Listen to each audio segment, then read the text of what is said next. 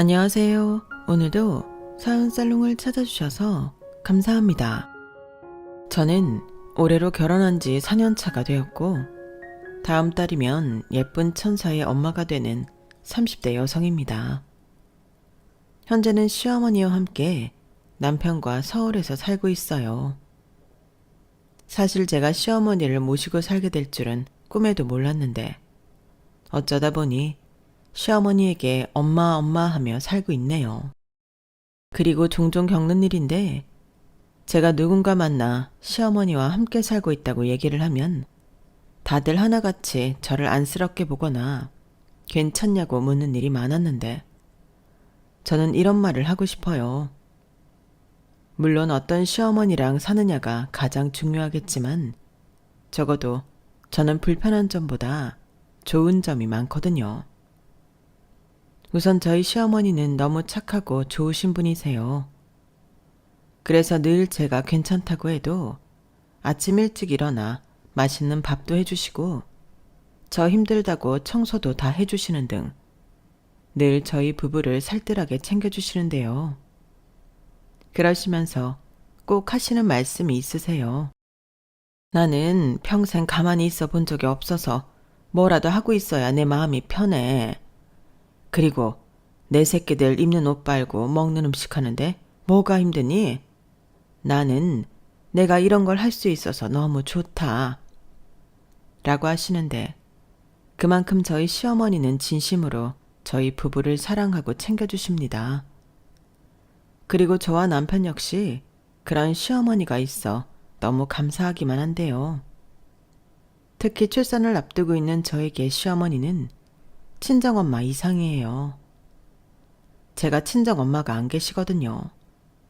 거기에 친정아빠도 수시로 배를 타시는 분이라 어릴 때부터 제 곁을 지켜주시지 못했는데 그래서 저는 고모 손에 자랐어요. 솔직히 그 시간이 좋았던 건 아니었는데 어린 마음에도 저는 그 식구들 속에 섞이지 못했죠. 고모의 딸과 아들인 언니 오빠가 저를 늘 괴롭히고 섞이지 못하게 했거든요. 게다가 고모랑 고모부가 외출 때문에 저녁을 우리끼리 해결해야 할 때면 치킨이나 피자를 시키고 그걸 방에 들어가 문을 잠그고 둘이 먹었는데 어린 마음에 그게 서러웠어요. 맛있는 냄새가 나는데 나는 못 먹으니까 그게 그렇게 슬프더라고요. 그래서 아빠한테 고모 집에 있기 싫다고 울면서 얘기한 적도 많았는데 고모 외에 다른 형제가 없던 아빠는 저를 맡길 곳이 없다며 미안하다고 했어요.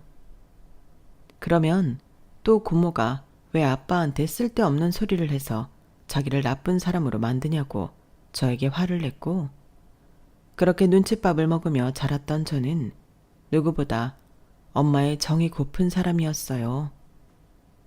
친정엄마는 제가 아주 어릴 때 돌아가셔서 얼굴조차 기억나지 않았거든요. 그러니 학교에 가면 교문 앞에 서 있는 다른 아이들의 엄마가 너무 부러웠는데 그렇다 보니 시어머니가 저에겐 친정엄마 같은, 아니 그 이상인 사람일 수밖에 없었죠. 시어머니는 딸 없이 아들만 둘인 미망인이셨어요. 저희 남편은 둘째 아들이었는데 욕심 많은 형 때문에 다 뺏기고 억울하게 자랐다고 하더라고요. 돌아가신 아버님이 그렇게 장난만 챙기던 옛날 사람인 게 문제였대요.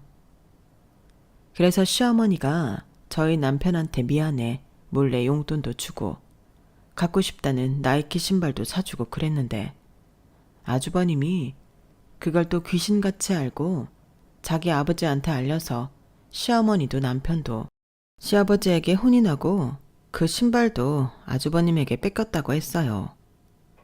그러니 형제 사이가 좋았을 리가 없고 남편은 이를 악물고 공부를 했는데 그 때문에 남편은 공부를 곧잘해 사교육 없이도 전교 5등 안에 들었고 장남인 아주버님은 뒤에서 5등 안에 드는 꼴통이었다고 하더군요.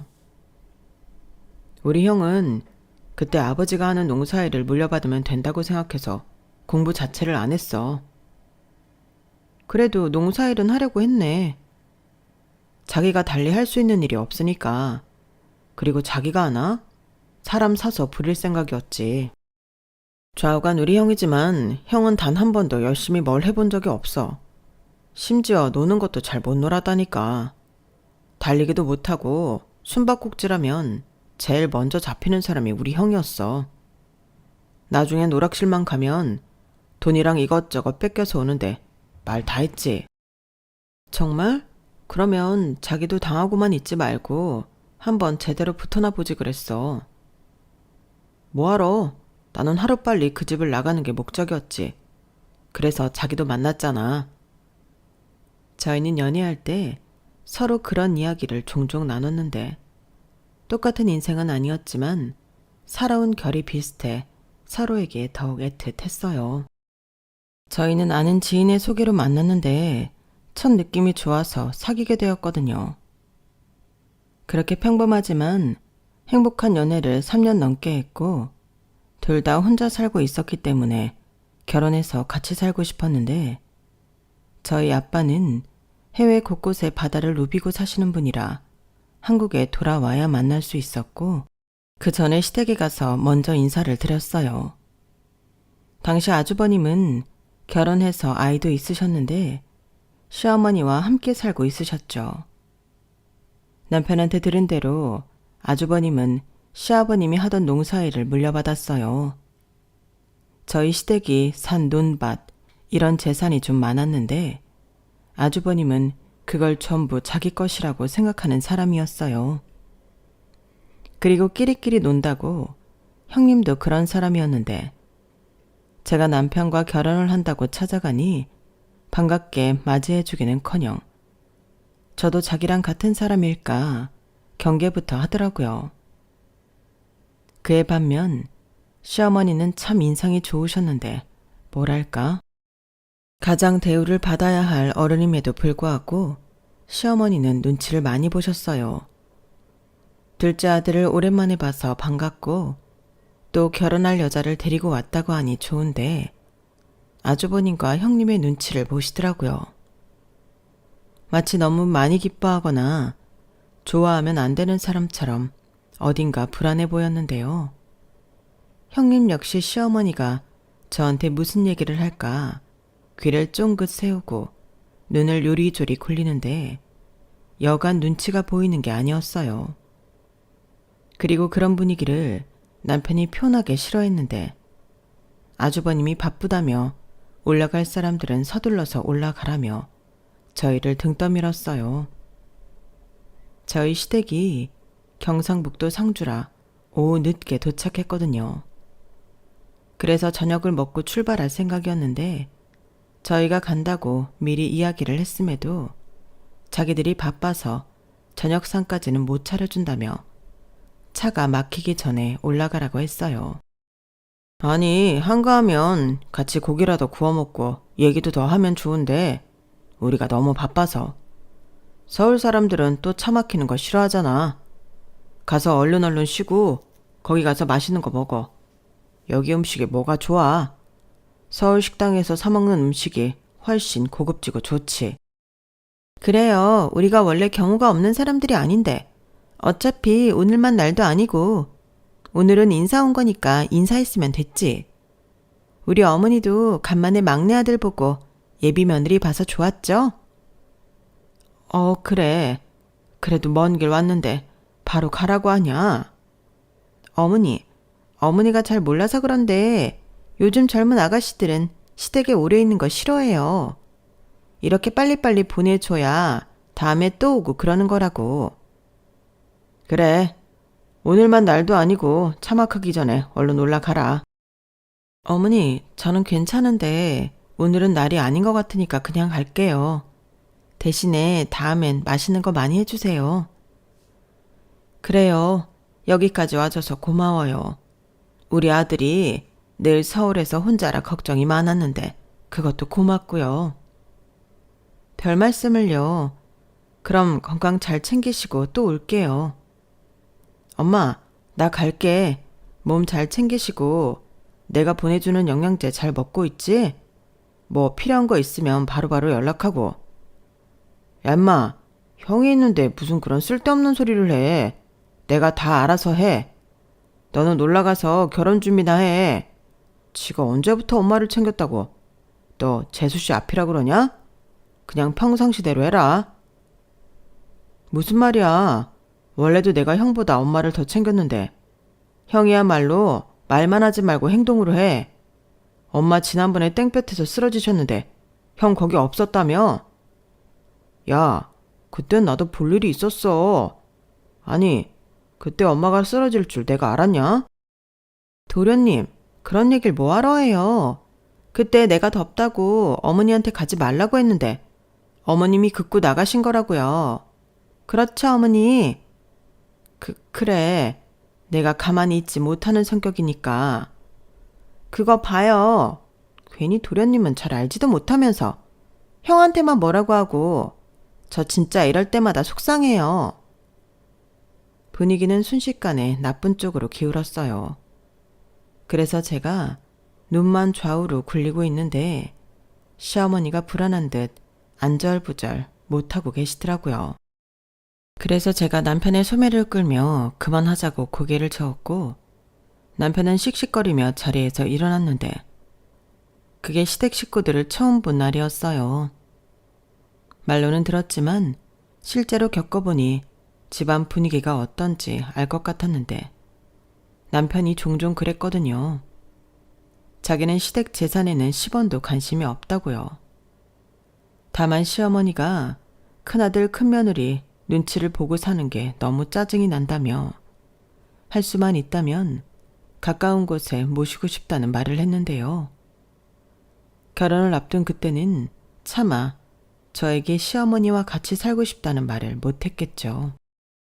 그런데 저랑 결혼하기 이전에도 남편이 시어머니에게 올라와 같이 살자고 여러 번 이야기를 했다고 했는데 그때마다 시어머니는 싫다고 단번에 거절을 하셨다 들었어요. 내가 서울에 가서 어떻게 사니? 나는 지금까지 상주를 벗어나 산 적이 없는데. 엄마는 그런 복잡한 곳에서 못 살아. 형이랑 형수가 잘 해줘. 그 산이랑 논이랑 밭도 다 엄마 건데 지들이 나한테 잘 보여야지. 그러니까 엄마 걱정하지 말고 너나 좋은 아가씨 만나 연애해. 엄마는 네가 좋은 사람 만나서 가정 이루고 행복하게 살면 그걸로 만족한다. 이렇게 말하는 시어머니셨다고 했는데 잘해준다는 아주버님과 형님에겐 어쩐지 수상한 냄새가 많이 나더라고요. 예전에 저희 고모도 형님 같은 느낌이 나는 사람이라 잘 알거든요. 그래서인지 인사를 다녀온 후에도 시어머니 생각이 많이 나던 저였는데요. 결혼 후 신혼여행을 다녀와서 또 인사를 가고 첫 명절에 내려가 다른 며느리들처럼 명절을 쇠려고 했는데 그때 형님이 저에게로 와서 비꼬듯이 이렇게 말했어요. 동서는 요즘 여자가 아닌가 봐. 무슨 한여근성 그런 거 있어? 나는 동서 편하라고 배려하는데 동서는 왜 그렇게 여기 내려와서 일을 하고 싶어 안달이야? 혹시 다른 마음이라도 있어? 네? 다른 마음이요? 그리고 제가 무슨 일을 하고 싶어 안달이 나요. 저는 그냥 해야 하는 일이니까 하려고 하는 것뿐인데요. 나 참, 우리는 우리가 알아서 하거든. 근데 동서가 와서 내숭 떨면서 어머니 저 뭐 하면 돼요? 이러잖아. 그럼 내가 진짜 이상해져. 우리 집은 우리 집만의 규칙 같은 게 있거든. 동서도 배운 사람이니까 알지? 로마에 가면 로마법을 따라라. 우리 집은 주방일이며 기타 잡일이며 다 어머니 몫이야. 그니까 괜히 나서서 저 뭐 하면 돼요? 그딴 말 하지 말라고. 왜? 가끔 보니까 시어머니한테 잘 보이고 싶어 그래? 형님, 말씀이 좀 이상하네요. 그럼 형님이 이 집에서 어떤 일을 하시는데요? 나는 남편이랑 같이 농사일하지. 그것만 하나? 밭일도 하고 애도 키워. 아, 그래서 주방일이나 집안일은 몽땅 어머님이 하시는 거예요? 누가 보면 여기 어머니 집 아니고 어머님이 일해주는 집인 줄 알겠어요. 뭐야? 저도 시집 온 지 얼마 되지도 않았는데 오지랖 떨긴 싫거든요. 그냥 저는 제가 하고 싶은 대로 할게요. 제가 형님한테 뭐라고 하지 않았잖아요. 제가 며느리이고 시어머니신데 당연히 잘 보이고 싶죠. 시어머니한테 못 보이고 싶은 며느리가 어딨어요? 아, 그러니까 꿍꿍이가 있다. 이걸 지금 돌려서 말한 거지. 생각하고 싶은 대로 생각하세요. 제가 그것까지 일일이 말씀드리기는 좀 그렇죠. 제가 무슨 말을 해도 형님은 형님이 듣고 싶은 대로 들을 거잖아요. 동서, 진짜 대바라졌구나. 끼리끼리 논다고 하더니 도련님이 어쩜 자기 같은 여자를 데려왔지? 어머, 모르셨어요? 저희도 그렇지만 형님이랑 아주버님도 그러세요. 욕심 많고 억지 부리고. 뭐? 너 말 다 했어? 아니요, 다 하진 못했어요. 안 그래도 물어보고 싶었는데 제가 전에 어머님한테 드리고 간 용돈이 왜 형님 방에 있는 거예요? 제가 조금 전에 핸드폰 충전기 찾으러 잠깐 들어갔거든요. 뭐? 남의 방에 멋대로 들어갔다는 거야? 동서, 그렇게 경우 없는 사람이었어? 집에서 가정교육을 어떻게 배운 거야? 죄송해요. 가정교육을 못 받아서요. 그런데 왜 그 봉투가 거기 있냐고요? 왜긴 어머님이 나 주셨으니까 그렇지. 당신은 우리가 주는 용돈으로 충분하다고 나더러 필요할 때 쓰라고 주셨어. 나는 주신 거 받은 것 뿐이야. 뭘 알지도 못하면서? 아, 그래서 안에 편지까지 같이 주셨구나. 아니면 편지가 안에 있는 줄도 모르고 형님한테 줬다고요? 그럼 형님은 왜 제가 드린 편지를 형님이 갖고 계세요? 그야 어머님이 필요 없나 보지. 그래요? 그럼 어디 시어머니한테 여쭤볼까요? 동서, 진짜 왜 그래? 편지 그깟게 뭐? 별 내용도 없드만. 어머, 읽으셨어요? 저한테 형님 방에 왜 들어갔냐고 경우 없다고 그러시더니 형님은 더 경우가 없네요. 남의 편지까지 읽으시고. 형님도 저처럼 가정교육 못 받으셨나 봐요. 뭐야? 동서 진짜 왜 그래? 왜긴요. 형님이 자꾸 선 넘으시니까 그렇죠. 저는요, 형님이랑 딱 선 그어놓고 서로 넘어오지 않았으면 좋겠어요. 저는 가정교육을 못 받아서 누가 저 건드리면 못 참거든요. 그러니까 다음부터는 각자 조심하고 살자고요. 서로 침범하지 말고. 저는 갓 시집 온 새댁이었지만 형님이 하나도 무섭지 않았어요. 저한테는 남편이 있고 또 저를 예뻐라 해주시는 어머니가 있으니 저는 제가 하고 싶은 대로 최대한 경우에 맞게 행동할 생각이었는데 선을 먼저 넘은 건 형님이라 제대로 초장에 제가 어떤 사람인지 각인시켜 주고 싶었어요. 그래서 더 일부러 지지 않고 형님에게 할 말 다 했는데 그 이전에 남편이 늘 하는 말이기도 했어요. 참을 필요 없으니 저더러 하고 싶은 대로 다 하라고 했는데 어쩌면 남편은 이런 일을 예상했는지도 모르겠네요. 그렇게 첫 단추부터 껄끄러웠던 형님과 저였는데 눈에서 레이저를 쏘든 말든 저는 시어머니 일을 돕고 또 챙기며 제 할 도리를 했어요.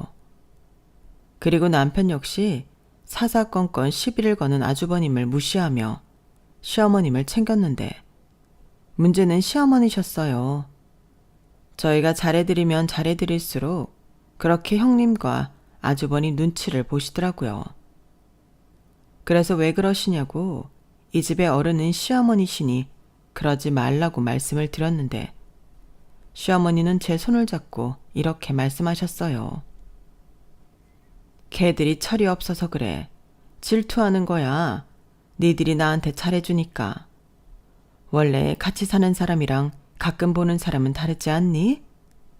아무리 좋은 사람도 같이 살면 싸우고 불편하고 그러는 법인데 걔들은 그런 게 찔려서 그러는 거야. 니들이 볼 땐 내가 눈치 보는 것처럼 보이겠지만 나 역시 걔들을 걱정하는 거지. 같이 사니까. 그러니 너희들도 형이랑 형수 나쁘게 생각하지 말아라. 나빴으면 엄마랑 그렇게 안 살아. 그래도 형님이랑 아주버님 보면 화가 나요. 명절에도 저희가 오는 게 싫대요. 그게 가족이 할 소리예요? 그래. 엄마는 늘 형 눈치를 보고 살잖아. 내가 그걸 몰라? 그러니까 진작에 올라와서 사시라니까. 나는 싫어. 내가 왜 내 집 두고 다른 데 가서 사니? 그리고 할 줄 아는 일도 농사일 말고는 없는 사람이 서울 가서 뭐 해 먹고 사니? 됐다. 나는 지금이 좋아. 그리고 니들하고도 이렇게 가끔 보는 게 좋고. 저는 저희에게 가끔씩만 보자고 말씀하시는 시어머니를 보며 미친 듯이 안쓰러워 마음이 울렁거렸어요. 딱 봐도 형님과 아주버님은 시어머니한테 잘해주는 사람들이 아닌데 왜 저렇게 끼고 도시는 건지 답답해하던 남편의 마음이 이해가 가더라고요. 하지만 당사자인 시어머니가 싫다고 하시고 또 저에게 가끔 보자고 하시니 이 또한 우리가 마음대로 할 수 있는 게 아니었고 저랑 남편은 어쩔 수 없다며 어머님 마음 불편하게 하지 말자고 이야기를 나눴는데 그러면서 제 마음 속에도 어쩌면 내가 나서서 시어머니를 모시자고 해야 할 수도 있겠구나 하는 생각을 했어요. 그래서 남편한테 슬쩍 우리가 어머니 모시고 살까? 형님이랑 아주머니랑 합의 보면 어머님도 올라오시겠지 라고 말을 건넸는데 남편이 깜짝 놀라며 말하더라고요. 자기 정말 그런 생각을 했어? 우리 아직 신혼인데 어떻게 그런 생각을 했어? 몰라. 나도 내가 이런 말을 직접 할 수 있을 거라고 생각하지 않았는데 어머니 뵙고 올 때마다 마음이 안 좋아서. 어머님이 일단 좋으신 분이잖아. 그렇게 말해줘서 고마워. 근데 그 말까지는 하지 말자. 나도 마음 같아서는 그러고 싶은데 형이랑 형수가 절대 우리 엄마 놓아주지 않을 거야. 엄마가 가진 재산을 전부 넘겨받으면 몰라도 그럴 리가 없지. 그냥 그거 다 줘버리면 안 돼? 어차피 욕심도 없다며. 글쎄, 지금 마음은 그런데 또 모르지. 그리고 그것보다도 엄마 걸 그렇게 형한테 주고 싶지 않아. 그럼 엄마는 아무것도 없는 거잖아. 그래도 지금은 재산들이 전부 엄마 명이라 형도 형수도 함부로 못하는 건데. 남편은 저 말을 하면서 답답했는지 한숨을 푹 하고 쉬었어요. 솔직히 제 입장에서는 이미 함부로 하고 있는 것 같았는데 남편은 그 이상의 나쁜 짓도 할 수 있는 인간들이라며 그 얘기는 이제 그만하자고 하더라고요. 가족이라는 게 다른 집들은 따뜻하고 의지할 수 있는 그런 울타리라면 남편과 저에겐 가족은 참 어려운 것이었어요. 어릴 때부터 온전한 가정에서 보호받고 자라지 못해서인지 둘 다 어떻게 사는 게 화목하게 사는 건지 몰랐었죠.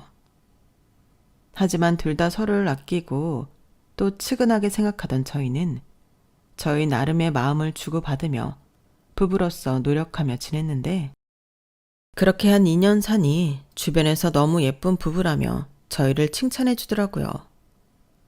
그런 말을 들으니 어쩐지 우리가 잘 사는 것만 같고 그렇게 뿌듯할 수가 없었는데 그러다 생각지도 않은 큰 문제가 발생했어요. 글쎄 시어머니가 가족들 몰래 당신 명의로 되어 있던 상과 논밭들을 전부 팔았다고 했는데 그 돈도 없다고 하셨답니다.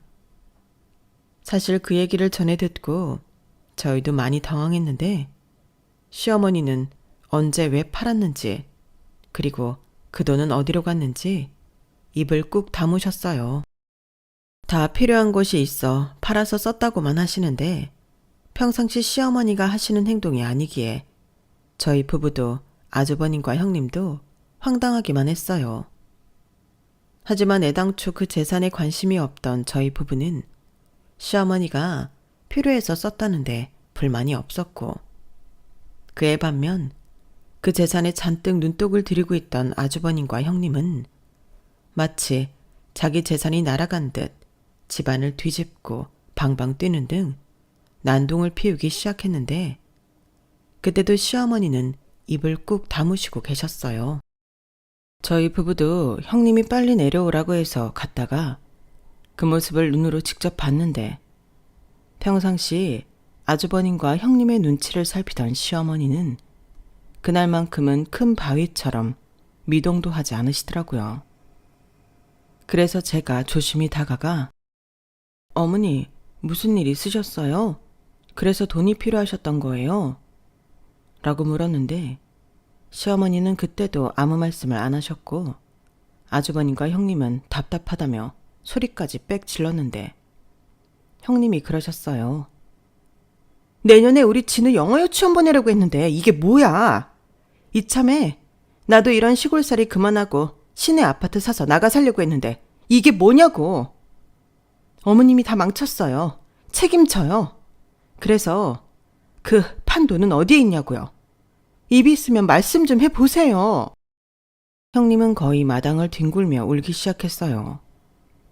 그 모습이 차마 뭐라고 표현할 수 없을 정도로 처참했는데 어머니는 아무 말씀도 하지 않으시고 뭘 어떻게 해야 할지 모르겠더라고요. 그건 남편도 마찬가지였어요. 남편은 계속 시어머니를 보고 있었는데 예전과 달리 굳건한 모습을 하고 있으니 남편도 뭐라고 하지 못하는 눈치였어요. 그러자 아주버님은 극단적인 행동을 하기 시작했는데 집안의 물건을 하나씩 가져와 마당에 던지기 시작했고 급기야 이 집이라도 받아야겠다며 시어머니더러 나가라고 소리를 질렀는데 그땐 남편이 나서서 아주버님을 말렸어요. 형, 그만해. 엄마도 사정이 있어서 그랬겠지. 야, 너 안 비켜? 나는 지금 내 인생을 모두 도둑 맞았어. 난 내 건 줄 알고 내 인생 바쳐 일했는데 남 좋은 일만 했다고. 지금 네가 내 속을 알아? 저 노인네가 나를 이용했다니까. 그럼 내가 일한 돈이라도 내놔야지. 그러니까 너 저 노인네 데리고 내 눈앞에서 사라져라. 전에 재수씨가 엄마 모시고 살고 싶다고 했다며. 여기서 그 말이 왜 나와? 그리고 이렇게 형이 엄마를 내쫓겠다는 거야? 이 집은 엄마 집이야. 나갈 사람은 엄마가 아니라 형이랑 형수고. 도련님, 지금 똥인지 된장인지 구별 못해요? 저희가 피해자라니까요. 아무리 형이 싫어도 사리 분간을 하셔야죠. 저희가 도련님을 왜 불렀겠어요? 어머니 모시고 가라고요. 싫어요.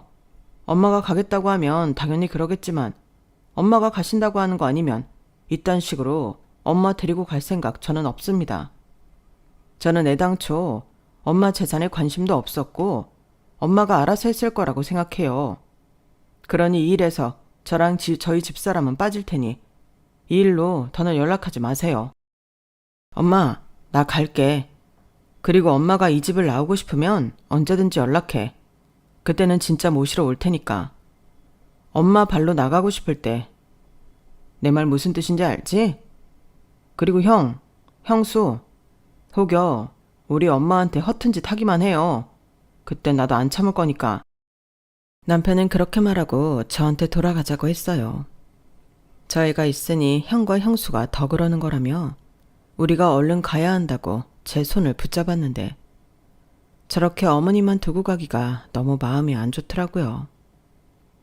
그래도 그 순간에 어머니를 모시고 나오면 아주버님과 형님이 원하는 대로 해주는 것 같아 우선은 남편 뜻에 따르기로 했는데 저희 부부는 올라가는 내내 아무 말도 하지 않았죠. 오로지 무거운 침묵만 차 안 가득 채웠는데 그 후 이틀 만에 형님에게 연락이 왔어요. 시어머니에게 아무리 물어보고 부탁을 해도 시어머니가 입을 열지 않으신다며 자기랑 자기 남편은 너무 억울해서 이렇게는 못 산다고 했고 지금까지 산 세월이라도 보상받아야겠다며 어머님 살고 있는 집을 넘겨받기로 했다고 했는데요. 그러면서 싫든 좋든 시어머니는 앞으로 저희 부부가 모셔야겠다며 자기들이 시어머니를 모시고 저희 집에 오겠다고 했어요. 그리고는 거의 버리듯이 시어머니를 저희 집 건물 앞에 세워놓고 가버렸는데요. 제가 연락을 받고 부랴부랴 집으로 오니 시어머님이 허망한 듯 저희 빌라 건물 앞에서 쪼그리고 앉아 하늘을 보고 계셨어요. 저는 지금도 그 모습을 잊을 수가 없는데 그 모습을 보자마자 눈물이 터져버렸죠. 마치 어린아이가 길을 잃고 헤매다가 엄마를 발견한 것 같았는데 그래서 달려가 시어머니를 와락 안았어요. 그리고 이젠 싫다고 하셔도 무조건 저희랑 살아야 한다고 울면서 말했는데요. 시어머니는 그때 제 등을 쓸어주시며 울지 말라고, 알겠다고, 또 고맙다고 울면서 말씀하셨어요. 그리고 그날 저희 집에 오시자마자 어찌나 잠을 고운하게 주무시던지 저녁 식사 때가 되었는데도 깨울 수가 없었는데 남편은 깨우자고 했지만 저는 하지 말라고 말렸네요. 그리고 시어머니가 일어나시면 따뜻하게 드실 수 있게 저는 잠도 미루고 거실에서 기다렸는데요. 그날 밤 11시에 시어머니와 아주 늦은 저녁을 함께 먹었어요. 왜 이 시간까지 밥도 안 먹고? 어머니랑 같이 먹으려고요. 으이그, 나는 대충 먹어도 되는데. 싫어요. 여기에선 대충은 없어요. 여기에선 어머니가 왕이에요. 너는 참 마음도 예쁘지만 말을 참 예쁘게 해. 우리 아들이 무슨 복으로 너 같은 아내를 얻었을까? 어머님이 잘 키워주셔서 그렇죠. 그리고 무슨 잠을 그렇게 고나게 주무셨어요? 많이 피곤하셨나 보다. 그러게, 잠이 아주 쏟아져서 어쩔 수가 없었어. 불편할 줄 알았는데 여기는 참 편하네. 저는 밥을 먹다 말고 시어머니의 손을 잡았어요. 그 손이 어찌나 따뜻한지 평생 그리워하던 엄마 손을 잡은 듯한 기분이었는데 그때 저는 시어머니에게 평생 같이 살자고 말씀드렸네요. 그러자 시어머니가 빙그레 웃으며 고맙다고 하셨는데 그렇게 저희는 새 식구가 되었어요. 그리고 맞벌이하는 저희 부부를 위해 아침도 차려주시고 저희 빨래도 손수 빨아주시며 집안일을 하셨는데 제가 아무리 말려도 당신은 즐거워서 하는 거라며 이런 것도 못하게 하면 병이 날 거라고 하시더라고요. 그러자 남편이 저 말은 엄마 말이 맞다며 엄마의 즐거움을 뺏지 말고 이따 퇴근하고 셋이 공원 산책을 가자고 했는데 저는 더 빨리 퇴근해서 어머니랑 시장도 가고 시장에서 파는 군것질거리도 사서 같이 먹는데 주변에서 저희를 친모녀 사이인 줄 알더군요. 그때는 진짜 기분이 좋았는데 저도 엄마가 생긴 기분이었어요. 그래서 시어머니 팔짱을 끼던 손에 힘을 더 꽉 쥐고 걸었는데 마치 나도 엄마 있다는 걸 자랑하고 싶은 어린 아이 같았어요. 그리고 저녁에 남편이 퇴근하고 셋이 산책을 하는데 내 옆에 진짜 가족들이 있다는 안정감이 들었고 앞으로 우리 세 식구 이렇게 행복할 일만 남았다고 생각했어요. 그 뒤 저는 시어머니와 정말 많이 가까워졌는데 저도 모르게 엄마라는 말이 툭 튀어나와 그 후로 시어머니를 엄마라고 부르게 되었죠. 그리고 시어머니도 제 이름을 부르며 마치 원래부터 이렇게 서로를 불렀던 사람인 듯 살게 되었는데 1년 정도는 그렇게 시어머니와 사는 게 꿈만 같았어요. 그때 친구들과 회사 사람들은 안 불편하냐며 신혼인데 불쌍하다는 듯 말했는데 저는 오히려 반대였어요. 집에 가면 보글보글 찌개 끓는 소리가 들리고 달짝지근한 밥 짓는 냄새가 풍겼는데 저는 어릴 때부터 그런 냄새가 행복의 상징이라고 생각했거든요. 그리고 남편이 저한테 고마운 마음이 컸는지 예전에도 늘 저에게 잘해주던 남편이었는데 더 저에게 신경 쓰고 잘해주려고 했고 무려 두 사람이 저에게 잘해주는데 제가 싫을 게 하나도 없었죠. 게다가 시어머니는 저희 집에 오신 후로 얼굴이 활짝 피었는데 서울에서는 못 산다고 하셨던 시어머니는 걱정과 달리 서울살이에 잘 적응하셨어요. 시장을 다니며 인사를 나누시는 분들도 생겼고 하나를 알려드리면 금방 따라하셨는데 나중엔 이렇게 좋을 줄 알았으면 진작에 올라와 살 걸 그랬다고 농담까지 하셨어요. 전에는 그렇게 눈치 보랴 얼굴빛이 어두웠는데 사실은 저희 시어머니가 성격이 활발하신 분이시더라고요. 그건 남편도 몰랐던 부분이라며 남편도 놀랐는데 그렇게 매일이 즐겁고 행복한 가운데 새 식구가 찾아왔어요. 그게 지금 제 뱃속의 아가인데 제 임신 소식에 시어머니가 펑펑 우셨어요. 기뻐서 우는 눈물이기도 했지만 오랫동안 보지 못한 당신의 손주 생각이 나서 눈물이 난다고 하시더라고요. 그러고 보니 시어머니가 저희 집에 오신 지도 2년 가까이 되어가는데 형님과 아주버님은 연락 한 통도 하지 않으셨더라고요. 물론 좋은 감정으로 헤어진 것이 아니기 때문에 어느 정도 예상은 했는데 저는 시어머니한테라도 따로 연락을 드렸을 거라고 생각했거든요. 하지만 전혀 그런 건 하나도 없었고 시어머니는 저희한테는 아무 말도 하지 않으셨지만 내심 속으로 손주 생각을 많이 하셨던 것 같아요.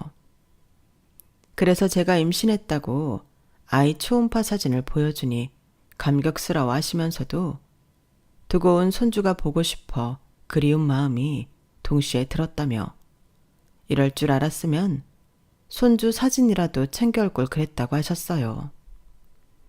그 말을 듣는데 참 마음이 안타까웠는데 그래서 제가 형님에게 연락을 드려보았죠. 형님, 저예요. 잘 지내고 계세요? 어머, 누구세요? 나는 모르는 사람인데. 저를 아시나요? 형님, 왜 그러세요? 저예요. 왜? 설마 벌써 어머니 못 모시겠다고 연락한 거야? 그럴 리가요. 그런 거 아니에요. 그래? 그럼 왜 전화했는데? 우리가 이렇게 전화 통화하는 사이는 아니잖아. 왜? 그 양반이 그 재산들 팔아서 어디다 썼는지 불기라도 했어? 형님은 아직도 그 일 타령이세요?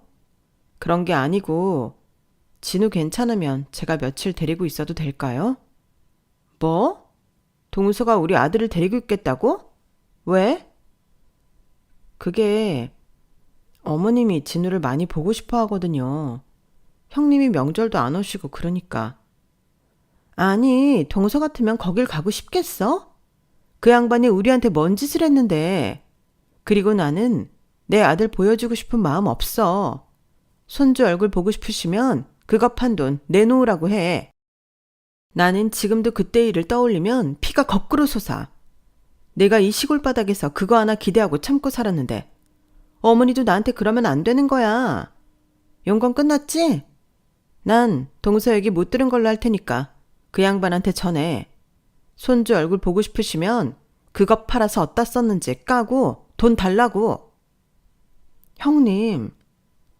형님은 시간이 지났지만 감정은 전혀 변하지 않았어요.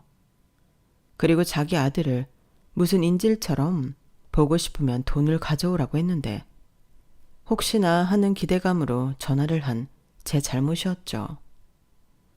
그래서 그 후로 시어머니에게 진우 얘기는 한마디도 하지 않았는데 입제 초음파를 처음 보는 날 저희 부부는 시어머니를 모시고 산부인과를 찾았어요.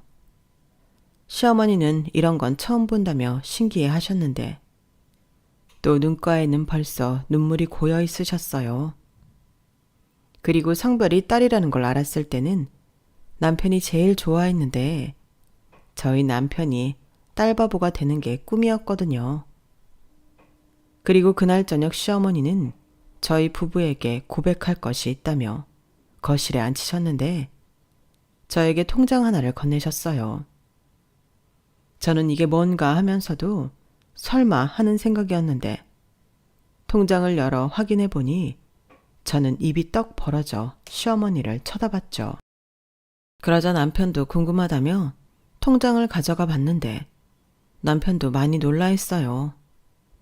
하기사 자기 엄마가 그런 재산을 혼자 처분하고 그것도 모자라 그 돈을 혼자 다 썼다는 게 믿기지 않는다고 했는데 이렇게 통장에 넣어서 가족들을 감쪽같이 속였을 줄은 정말로 몰랐다 했어요. 나도 고민이 많았지. 근데 내가 이렇게 하지 않으면 내 앞으로 있는 건 전부 네 형이랑 형수한테로 갈 게 뻔한데 달리 다른 방법이 없었어. 나는 단 한 번도 그놈들한테 내 재산을 줄 마음이 없었거든. 그래도 그렇지. 이렇게 하려고 그 수모를 다 겪은 거야? 뭐하러? 나는 진짜 욕심 없었는데. 그건 네 마음이고 이건 내 마음이지. 네가 결혼하고 현정이 데려왔을 때 이렇게 해야겠다고 결심했다. 나도 그 집구석에서 할 만큼 했어. 네 형은 내 앞으로 있다가 자기한테 줘야 하는 재산이라고 생각하겠지만 이건 내 거지. 너도 알잖아. 엄마가 얼마나 마음고생 몸고생하면서 살았는지. 그래서 이건 온전히 내 결정으로 니들 주는 거야. 특히 너 말고 우리 며느리 주는 거다. 내가 정말 힘들고 어려울 때 내 손 잡아주고 내 옆에 있었으니까. 내 딸처럼 나를 챙겨줬으니까. 저는 시어머니의 말에 감정이 복받쳐 하고 싶은 말은 많았지만 그 어떤 말도 할 수 없었어요. 따지고 보면 저는 받기만 했을 뿐 해드린 게 없는데 이런 큰 선물을 받아도 되는 건지 나중에 무섭기까지 하더라고요. 그리고 만약 이런 사실을 형님과 아주버님이 아신다면 저를 잡아먹을 것이 분명했는데요. 그래서 처음엔 안 받겠다고 어머님이 편하게 쓰시고 나중에 남은 건 기쁜 마음으로 받겠다고 했는데 시어머니는 고개를 절레절레 흔드셨어요. 당신도 저희에게 큰 거 하나는 해주고 싶으시다며 가지고 있다가 필요한데 쓰라고 하셨는데 남편이 일단 받아만 놓자고 저를 설득하더라고요. 하지만 기쁜 마음과 동시에 불안한 마음은 영 가시지 않았는데 결국 저의 불안한 예감은 적중하고 말았어요. 아주버님이 얼마나 집요했는지 시어머니의 재산 처분을 도와준 사람을 결국엔 찾았더라고요. 그리고 그분한테 둘째내 줄 거라는 소리를 들었다며 거의 눈이 뒤집혀서 저희 집에 쳐들어왔는데 부부가 세트로 눈을 까디집고 난리를 피웠어요. 전에도 마당에서 뒹굴던 형님이셨는데 저희 집에서도 그러실까 너무 싫더라고요. 그리고 혹여나 아주버님이 저희 물건을 부수거나 하면 그땐 가차없이 신고할 생각으로 핸드폰을 손에 쥐고 있었는데 저희 부부가 나설 필요는 없었어요. 시어머니가 정말 다른 사람이 되어서는 눈 하나 깜짝하지 않고 아주버님과 형님에게 대적하셨거든요. 그리고 통장 하나를 보여주며 니네 목도 있다고 지금부터 당신이 하는 말 잘 듣고 행동거지 똑바로 하라고 하셨는데 그땐 정말 저희 시어머니가 완전 멋있으셨어요. 이미 집도 니들이 달라고 해서 줬고 나는 더 니들한테 해줄 거 없다. 그래도 자식인데 작은 애들 챙겨주면서 니들도 뭐 하나는 있어야겠지. 그래서 니들 목도 이 통장에 넣어놨어. 하지만 이건 내가 줬거든 니들 하는 거 봐서 줄지 말지 결정하마. 니들이 이전처럼 나를 무시하고 둘째네한테 해코지 한다면 이것까지 그냥 네 동생네한테 줄 테니 그런 줄 알고. 뭐? 엄마, 뭐 어떻게 이래? 왜 저 새끼만 챙기는데? 왜? 너는 그렇게 네 아버지가 챙겼는데 나는 네 동생 챙기면 안 돼? 나는 전부터 너보다 우리 막둥이 챙기고 싶었어. 말도 잘 들어, 공부도 잘해, 마음도 따뜻하지. 너랑 다르게 다정다감하지. 무슨 이유가 더 필요해? 니들이 나한테 어떻게 했는데? 어머니, 그래도 그렇지 이건 아니죠. 저희가 어머니 모신 세월이 얼만데요. 모셔? 누가 너더러 나 모시라고 했냐? 돈 모으고 싶다며? 내 집에서 살면서 착실히 돈 모은다고 기어 들어와 놓고 뭔 소리야. 나 치매 아니다. 그리고 네가 나한테 한 건 까먹은 거야? 둘째 쟤가 나한테 영양제 사주고 용돈 주고 그러면 네가 그거 홀랑홀랑 가로채 갔잖아. 솔직히 나는 살면서 니들 몫은 다 줬다고 생각한다. 아니, 그래도 우리 아들이 장손인데 이러는 법이 어딨어. 나중에 제사밥은 누가 차려주는데? 나는 그런 거 하나 필요 없다. 살아서도 못 얻어먹은 밥 죽어서 얻어먹는다고 뭐가 좋겠니? 그리고 내가 장남한테 뭐 애미 대접이라도 받았어? 장남한테도 못 받은 대접을 장손한테 받으라. 그것도 나 죽은 뒤에? 아니, 내 말은 그게 아니라. 됐다. 나중에 니들도 한번 겪어봐. 그게 얼마나 억장이 무너지는 일인지. 나는 나한테 잘해주는 자식이랑 며느리가 좋다. 네 아버지랑은 다르다 이 말이야. 어머니 서울에서 사시더니 너무 많이 변하셨어요. 혹시 동서가 이러라고 뒤에서 시킨 거예요? 뭐 눈에는 뭐만 보인다고? 너는 아직도 네 동서를 모르겠니? 이상 나는 할 말 다 했고 이 통장이라도 받고 싶으면 지금부터 행동거지 잘해. 내가 진우 보고 싶다고 하면 데리고 오고. 알겠냐? 아주버님과 형님은 광분해서 저희 집에 들어왔을 때랑 180도 달라져서는 순순하게 시어머니가 하시는 말에 고개를 끄덕였어요. 정말이지 철저하게 돈이 움직이는 사람들이었는데 나중에 시어머니가 그러시더라고요. 그 돈도 아주버님 내외한테는 줄 마음 없으시다고요. 대신 잘 가지고 있다가 장손인 진우한테는 주고 싶다고 하셨는데 제가 잘 생각했다고 말씀드렸네요. 누군가는 서운하지 않냐고 물었던 것 같기도 한데 저는 전혀 그런 마음이 없었어요. 이미 너무 큰 돈을 저희 부부에게 주신 시어머니셨고 저는 그것과 상관없이 시어머니가 저희 아이한테 많은 사랑을 베풀어 주실 거라는 걸 믿어 의심치 않기에 그딴 돈에는 욕심이 나지 않거든요. 그리고 벌써 그 난리가 있고 제가 막달이 되었는데 현재 저는 출산휴가를 받아 쉬고 있는 중입니다. 말이 쉬는 거지 매일 시어머니와 놀고 있는데 시간 가는 줄 모르고 있어요.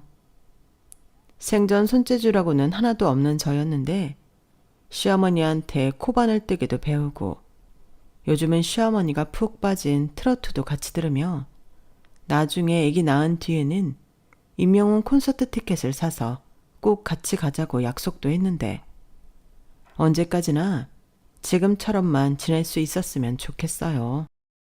아직 아이가 태어나지 않아서 잘은 모르지만 시어머니가 든든하게 제 곁에 계시니 저도 시어머니처럼 좋은 엄마가 될 수 있겠죠. 사실 결혼하면서 만약 내가 엄마가 된다면 나는 괜찮을까? 걱정한 적이 있거든요. 사랑은 내리사랑으로 자기가 받은 사랑을 베푼다고 하는데 저는 엄마 사랑은커녕 어른 사랑도 제대로 받지 못했으니 그게 제일 걱정이었어요. 하지만 너무나도 좋은 시어머니를 만나 그런 부족한 부분들이 어느새 차고 넘칠 정도로 채워졌는데 이쯤이면 시어머니가 아니라 그냥 우리 엄마라고 해도 되지 않을까 싶습니다. 요즘 부쩍 저희 시어머니가 하시는 말씀이 다시 태어나면 못 해본 것도 많이 하고 다른 여자들처럼 자신감 넘치게 살아보고 싶다고 하시는데 제가 저희 어머니의 남은 시간 동안 다시 태어나지 않아도 전부 다 하실 수 있도록 전폭적인 서포트를 할 예정입니다. 저 돈 많은 여자잖아요. 그리고 그 돈 덕분에 꿈에 그리던 아파트도 사서 이사도 예정되어 있는데요. 저희 아기까지 태어나 우리 네 식구 새로운 보금자리에서 지금보다 더 행복하게 살 수 있도록 많은 격려와 응원 부탁드립니다. 외로웠던 제 인생에 선물같이 찾아온 저희 가족 너무나도 사랑하고요. 앞으로 평생 제가 누구보다 잘할 거라는 걸 이 자리를 빌어서 약속드리면서 제 사연을 마치겠습니다. 지금까지 제 이야기 들어주셔서 감사드려요. 우리 모두 선한 마음으로 좋은 복 많이 받으시고 무엇보다 가장 큰 복인 건강 잘 챙기시길 진심으로 바랄게요. 그럼 저는 무사히 출산 잘하고 다음엔 행복한 사연으로 또 찾아올 수 있도록 하겠습니다. 안녕히 계세요. 여러분, 사연 댓글에 응원과 현명한 조언 부탁드려요. 좋아요와 구독은 저에게 큰 힘이 됩니다. 오늘도 좋은 일 가득하세요.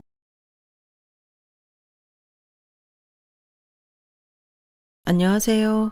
오늘도 사연 살롱을 찾아주셔서 감사합니다.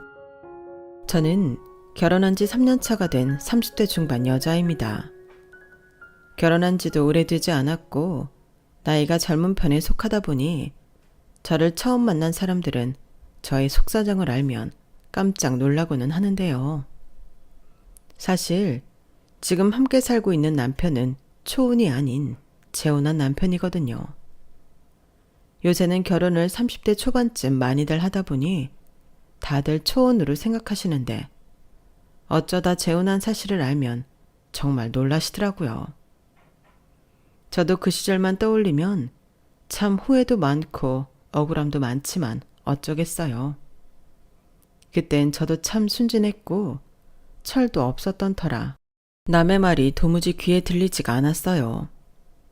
제 인생의 가장 큰 실수이자 후회인 첫 번째 남편을 만나게 된 건 잠깐 이야기를 하자면 정말 첫 만남은 불꽃 같은 만남이었어요. 저는 항공대를 나와 25 꽃다운 나이에 이름만 들어도 다 아는 유명 항공사에 스튜디오스로 취업을 성공했어요.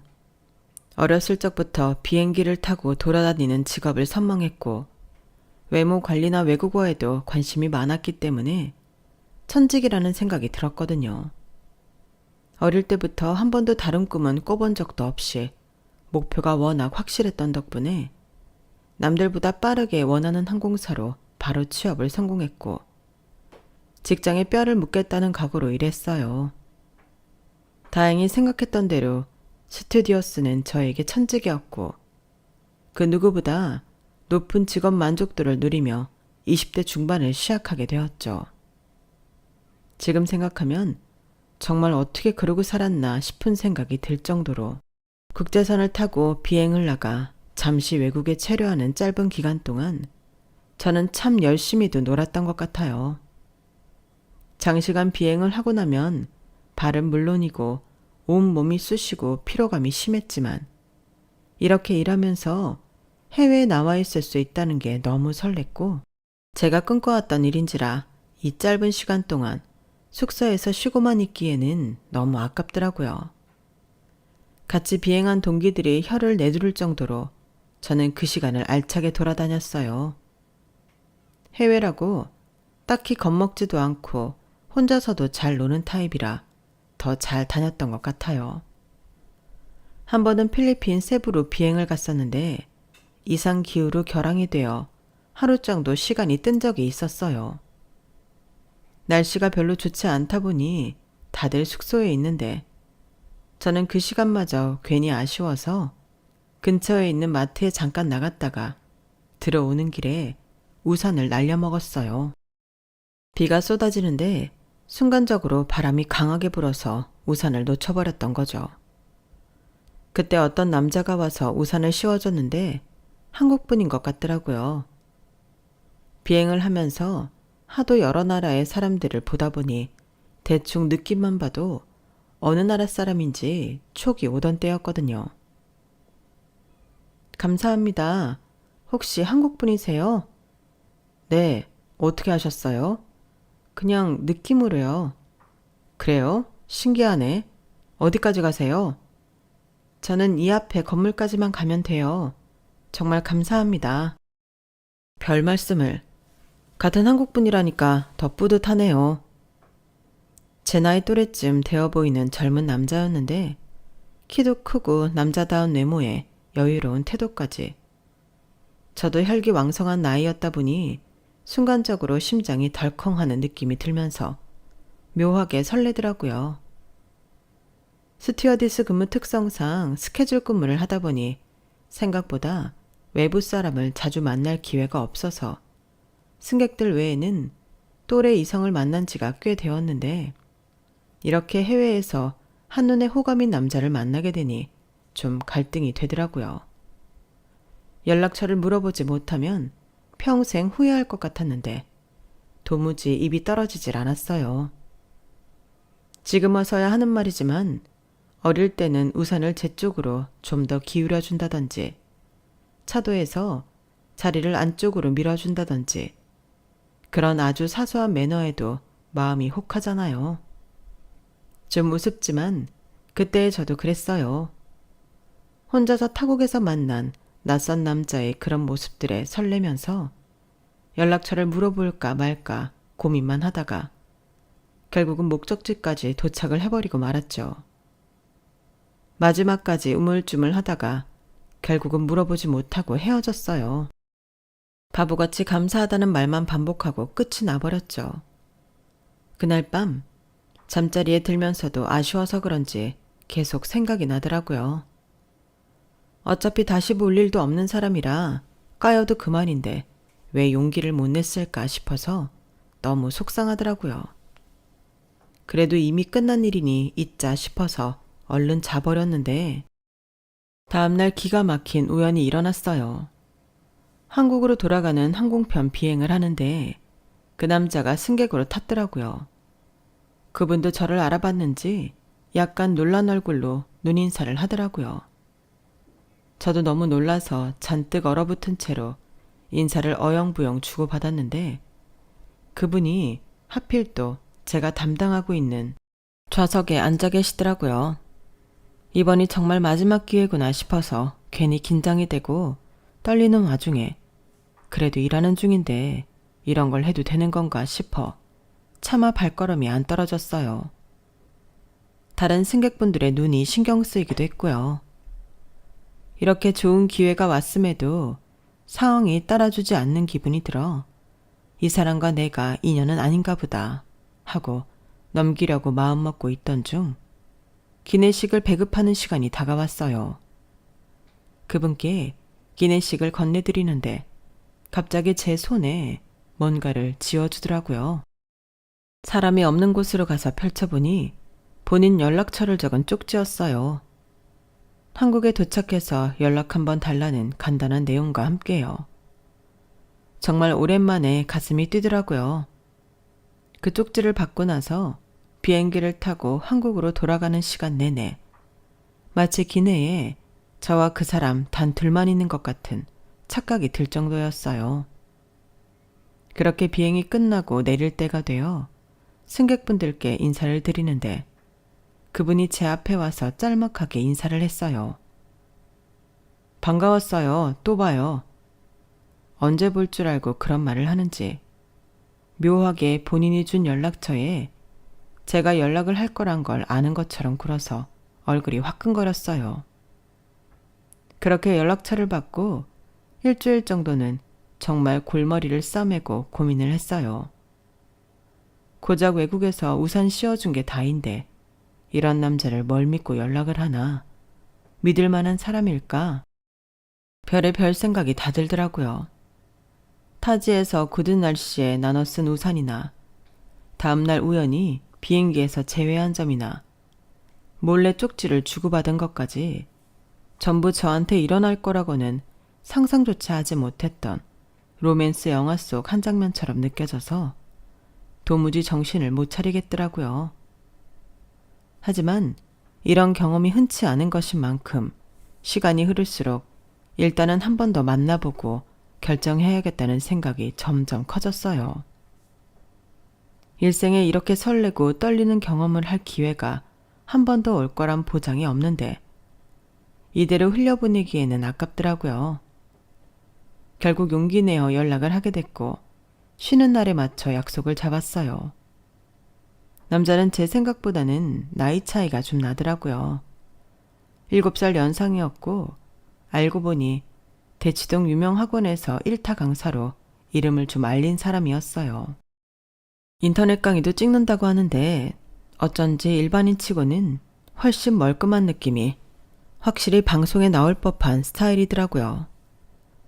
강의 후기 같은 걸 찾아보니 잘 가르치고 인기도 많은 선생님이라는 평이 많아서 호감이 더 갔어요. 나이 차이가 좀 걸리긴 했지만 워낙 배려가 몸에 배어있는 자상한 사람이라 금방 마음의 문이 열렸고 첫 만남부터 강렬했던 이끌림에 금방 연인 사이가 됐죠. 스케줄 근무 때문에 서로 쉬는 날이 많이 겹치지는 않아서 생각보다 자주 만나지는 못했지만 그래서인지 더 애틋하고 꿀 떨어지는 연애를 했어요. 그렇게 만난 지 2주 전쯤 됐을 때 2주년 기념 여행이라고 생각하고 간 호텔에서 성대한 프로포즈를 받았어요. 호텔 룸을 전문 플라워 업체에 맡겨서 온통 생화로 가득 꾸며놓고 척 봐도 비싸 보이는 3단 생화 케이크에 명품 웨딩 슈즈, 프로포즈 반지까지. 당시 남자친구가 잘 나가는 건 알고 있었지만 생각 이상의 초호화 프로포즈에 눈이 휘둥그레질 정도였어요. 오빠, 이게 다 뭐야? 뭐긴, 우리 이제 연애할 만큼 했잖아. 가뜩이나 일 때문에 같이 보낼 수 있는 시간도 적은데 이제 그만 결혼하고 싶어. 나랑 결혼해 줄래? 2년이라는 연애 기간 동안 저에게 부족함 없이 잘해주는 다정다감한 남자였고 7살이라는 나이 차이에서 오는 연상의 연륜과 여유가 늘 매력적으로 다가오긴 했지만 당시 제 나이가 27이라 결혼에 대해서는 생각해 본 적이 없었어요. 결혼을 하더라도 최소한 2년 정도는 더 연애를 하다가 결혼할 생각이었거든요. 앞서 말했듯 실제로 만나서 함께 시간을 보낼 수 있는 시간이 많지 않았다 보니 횟수로는 2년이어도 체감상 그 정도 사귀었다는 느낌이 잘 안 들기도 했고요. 나도 결혼을 한다면 오빠랑 하고 싶기는 한데 아직 결혼에 대해서 생각해 본 적이 없기는 해서. 어차피 나랑 할 생각이면 하루라도 빨리 해서 같이 사는 게 낫지 않아? 우리 맨날 떨어져 있는데 살림이라도 합치면 좀 더 보는 시간이 생길 거 아냐. 매번 밖에서 만나는 것도 힘들고 내 나이도 이제 34이라 집에서도 결혼하라고 난린데 더 이상 결혼을 미루긴 힘들 것 같아. 그제서야 정신이 좀 들더라고요. 정신 차려보니 남자친구 나이는 30대 중반을 넘어가고 있다는 걸요. 눈앞에 펼쳐진 화려한 프로포즈 현장과 애절한 남자친구의 눈을 보니 도저히 거절할 엄두도 안 났을 뿐더러 세상에 이런 프로포즈를 받을 수 있는 여자가 몇이나 될까 싶어서 행복한 마음에 잔뜩 취해 앞을 내다볼 생각은 미처 못했어요. 당연하게도 집에서는 연애 경험도 별로 없는 제가 남들보다 어린 나이에 나이 차이가 나는 남자와 결혼을 하겠다고 하니 반대를 하셨어요. 하지만 당시 전 첫 남편과의 첫 만남부터 연애하던 기간까지 모든 게 다 운명처럼 느껴졌기에 부모님의 반대도 무릅쓰고 결혼을 강행했죠. 원하는 게 있으면 무슨 수를 써서라도 쟁취하고 마는 제 성향을 잘 아는 부모님으로선 제가 강하게 나오니 어느 시점부터는 더 이상 반대를 못 하시더라고요. 다만 부모님께서 원하던 결혼은 아니니 지원은 못 해주시겠다고 하더라고요. 저는 그것조차도 쿨하게 넘겼어요. 하지만 남자친구에게 그 사실을 얘기하자 별로 좋아하는 기색이 아니더라고요. 지원을 아예 안 받아서 되겠어? 아무리 비행하면서 모아둔 돈이 있다곤 하지만 오빠도 모아둔 돈 있고 내가 모은 돈도 꽤 되니까 이 정도면 둘이 살 정도는 되는 거 아니야? 뭐 못 살 정도는 아니긴 한데 아무래도 지원 받을 수 있으면 받는 게 낫기는 하지. 그럼 어떡해. 오빠 나이 많다고 반대하는데. 결혼하려면 우리끼리 알아서 하라는데 그럼 오빠랑 결혼 포기할까? 그런 뜻이 아니잖아. 그냥 받을 수 있으면 받으면 좋은 건데 아쉽다 이 얘기지. 어떻게든 집안 반대 무릅쓰고 결혼하려고 노력하는데 저런 소리나 하니 좀 실망스럽더라고요. 하지만 늘 그렇듯 금방 화해를 했고 결혼까지 별 탈 없이 진행하게 됐어요. 그때까지만 해도 별다른 이상한 기색은 눈치채지 못했어요. 남편에게는 홀어머니가 계셨는데 제가 어리니 막내딸을 얻은 것 같다면서 예뻐라 해주셨거든요. 사실 어머니를 처음 뵙고 인사드렸을 때만 해도 홀어머니 있는 남자는 안 된다. 결혼하기 전에는 잘해줘도 결혼하고 나면 돌변하는 시어머니들 있다. 이런 흔한 이야기들은 어디 내려오는 괴담쯤으로 여겼어요. 실제로 제가 만나본 어머님은 전혀 안 그러셨고 제가 생각해도 나이가 훨씬 어린 스스로가 아깝다는 생각이 들었으니 시어머니께서도 당연히 그렇게 생각하고 절 대해주실 줄 알았거든요. 하지만 결혼 생활은 생각보다 호락호락하지 않더군요. 남편은 결혼한다고 혼자 살던 오피스텔을 정리하고 집을 사겠다더니 갑자기 대출이 부담된다며 부모님 집으로 짐을 옮겼어요. 그게 결혼식을 올리기 고작 넉 달 전의 일이라 저는 정말 당황스럽더라고요. 아니, 집을 구하고 오피스텔을 정리하던가 하지. 냅다 짐부터 빼면 어떡해. 어차피 이사할 거 왜 두 번 움직여? 지금 집 함부로 사기 좋은 때가 아닌 것 같아서 좀 타이밍을 보려고. 엄마 집 내가 해드린 거라 내 집이나 다름없어. 잠깐 여기서 같이 살면서 집 알아보자. 저도 일이 일인지라 서울에 붙어 있을 수 있는 날이 많지 않아서 집은 남편이 알아보기로 해서 믿고 맡겨놓은 상태였는데 결혼식이 얼마 안 남은 시점에 상의도 없이 그런 결정을 내리고 통보하니 말문이 막혔어요. 당장 만나서 이야기하고 싶어도 상황상 그러기가 힘들고 유선으로 화내봤자 달라질 것도 없으니 뭐 하나 해결된 게 없는 채로 시간이 금방 흘러버리더라고요. 그동안 쉬는 날 쪼개가며 집을 알아봤지만 남편이 가지고 있는 돈이 더 많다 보니 저 혼자 힘으로 뭘 알아보고 하기도 힘들었어요.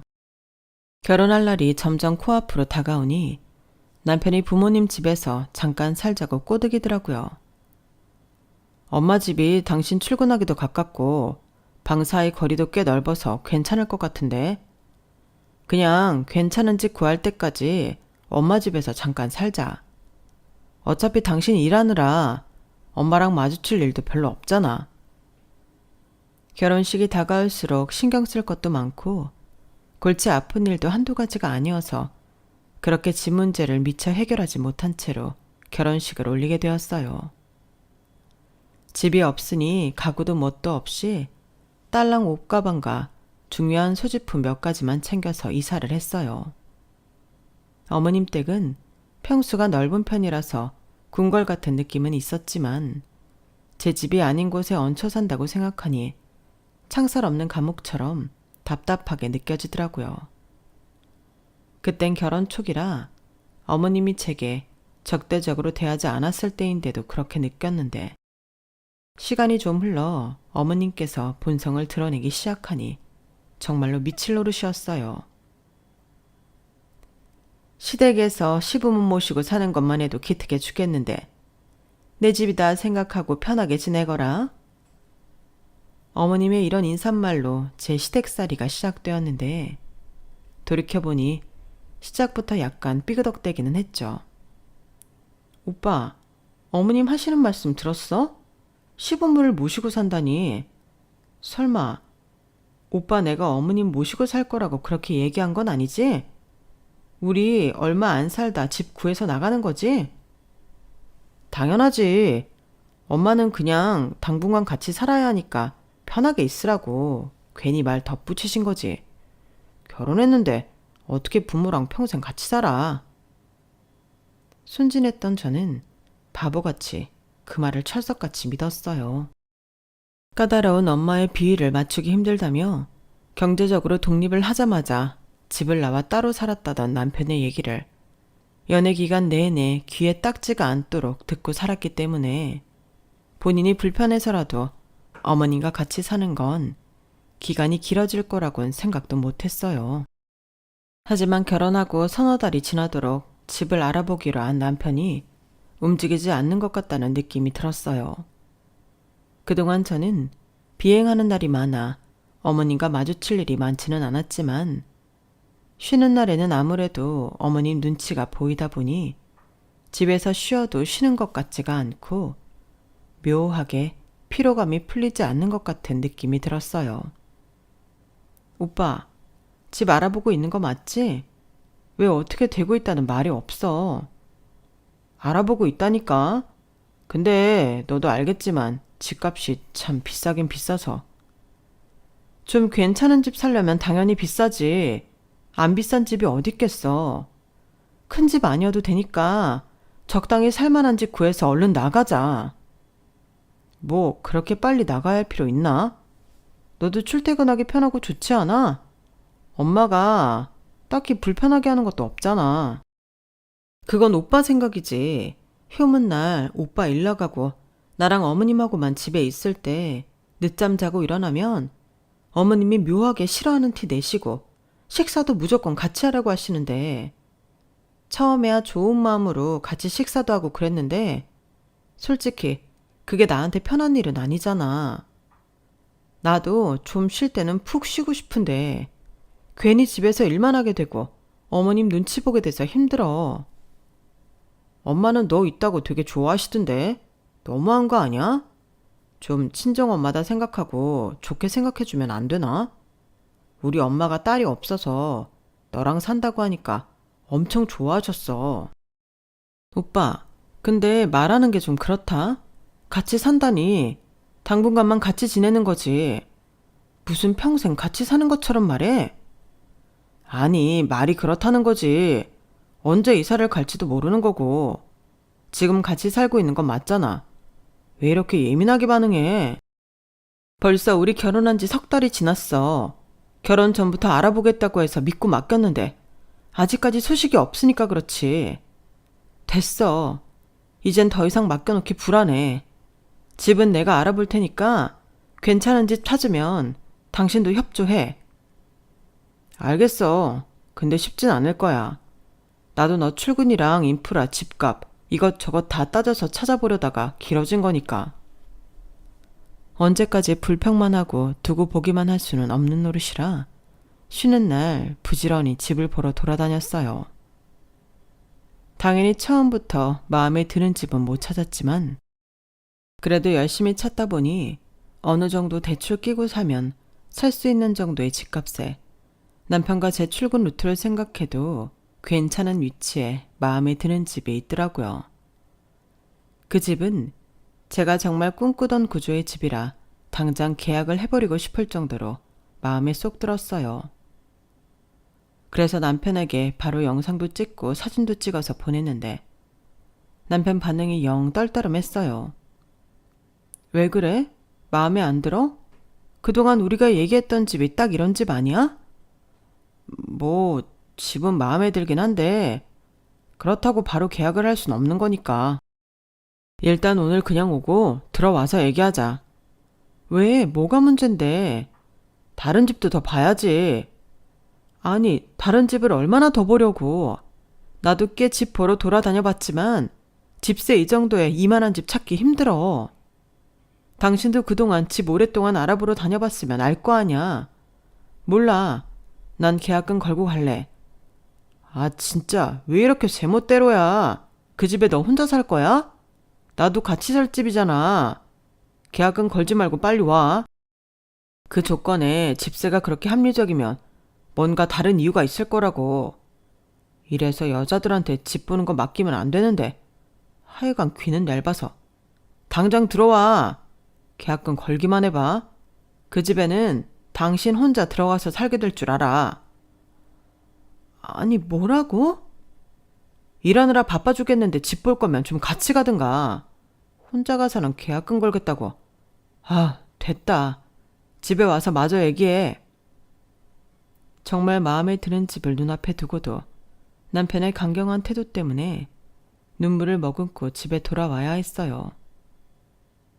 부동산 사장님 역시 이 조건에 이만한 집은 없어서 눈독 들이는 사람이 많을 거라고 제가 매물 뜨자마자 첫 번째로 보고 가는 사람이라 있을 때 잡아야 한다고 많이 안타까워하셨지만 저렇게까지 남편이 세게 나오는데 차마 맞서 싸울 자신이 없더라고요. 뭔진 몰라도 바빠서 예민해졌을 때 전화를 해서 그렇겠거니 싶어 아쉬운 마음에 집 몇 군데 더 보고 집으로 돌아갔는데 일찍 퇴근한 남편이 먼저 집에 와 있었어요. 그런데 그 옆에는 마치 저를 벼르고 있었다는 듯한 얼굴로 팔짱을 끼고 있는 시어머니까지 기다리고 계시더라고요. 남편에게 뭐라 말을 걸어보기도 전에 어머님께서 먼저 제게 쏘아 붙이셨어요. 며느라, 너 이 집에서 나가려고 길을 쓴다면서? 그게 사실이냐? 네? 어머님, 뭔가 오해가 있으신 모양인데요. 길을 쓰고 뭐고 할 것 없이 그냥 더 늦기 전에 저희 신혼집을 알아보고 있는 것 뿐이에요. 뭐? 신혼집? 결혼하자마자 시어미 집에 얹혀 살았으면 여기가 네 신혼집이지. 어디가 신혼집이라는 거야? 어머님, 저한테 따지지 마시고요. 이 사람한테 못 들으셨어요? 저희 집 구하는 기간 동안만 어머님 집에서 신세 지는 거잖아요. 여기서 평생 어머님이랑 같이 살 순 없잖아요, 어머님. 여보, 내가 언제 그런 말을 했어? 당신도 어머님이랑 같이 사는 거 좋다면서. 같이 살기로 다 합의하고 들어와 놓고 이제 와서 왜 발뺌이야? 막상 같이 살아보니 불편해서 나가겠다고 하는 거잖아, 지금. 대체 지금 무슨 소리라는 거야? 내가 언제 어머님이랑 사는 게 좋다고 했어? 아니, 좋다고는 했지. 근데 그게 계속 같이 사는 게 좋다고 한 건 아니잖아. 나는 당신이 여기 들어와서 행복하게 잘 지내고 있는 줄 알았어. 솔직히 우리 엄마가 당신한테 뭘 어떻게 했다고 그래? 시집살이 한번 시킨 적이 없는데 왜 그렇게 불편해서 이 집을 떠나고 싶어서 안달이냔 말이야. 그건 당신이 약속을 안 지켜서 그런 거잖아. 결혼 전부터 마음에 드는지 말아서 구해와 본다며. 근데 결혼한 지 벌써 몇 개월이 지났는데 아직도 마음에 드는 집이 없대? 그래서 내가 움직인 거잖아. 오늘 그 집은 마음에 드는데 왜 계약 못하게 하는 건데? 엄마랑 얘기가 안 됐잖아. 엄마한테 말도 안 하고 집 계약을 하겠다고? 그동안 엄마 덕분에 돈도 안 나가고 편하게 먹고 살았으면서 어떻게 상의 한마디 안 하고 집 계약할 생각을 해? 우리 신혼집 구하는 것까지 어머님 허락을 받고 구해야 해? 정말 순수하게 터진 의문이었어요.